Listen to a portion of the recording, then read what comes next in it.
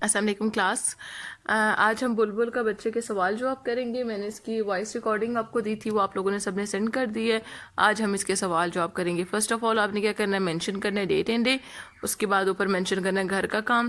اس کے بعد لکھنا ہے دن.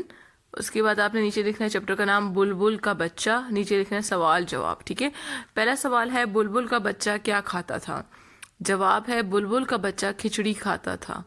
سوال نمبر 2 ہے بلبل کا بچہ کیا پیتا تھا. جواب ہے بلبل کا بچہ پانی پیتا تھا.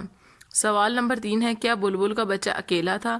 جواب ہے جی ہاں، بلبل کا بچہ اکیلا تھا. سوال نمبر 4 ہے بلبل کا بچہ واپس کیوں نہیں آیا.